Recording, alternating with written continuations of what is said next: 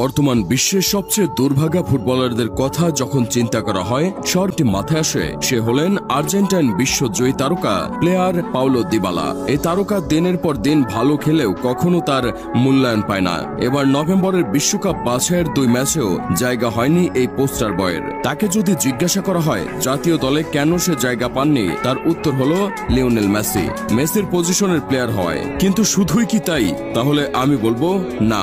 ইনজুরির জন্য কত শত ফুটবলার হারিয়ে গেছেন, দিবালা তাদের মধ্যে একজন। হ্যাঁ, তার মতো ফুটবলার নিঃসন্দেহে যে কোনো দেশের মূল একাদশে জায়গা পাবেন। সে জাতীয় দলের সুযোগ পেয়েছেন বহুবার, কিন্তু কেন যেন বারবার তার ইনজুরির কাছেও হার মানতে হয়।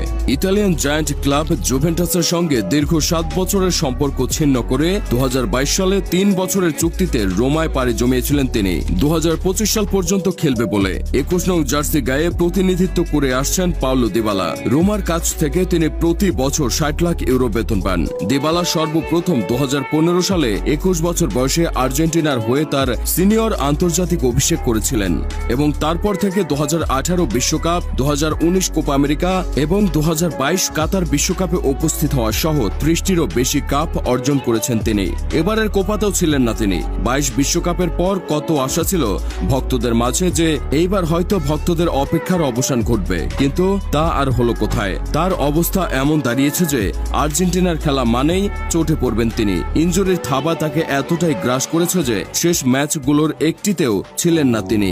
অথচ তার সামনে সবচেয়ে বড় সুযোগটা এসেছিল এবারই। Di Maria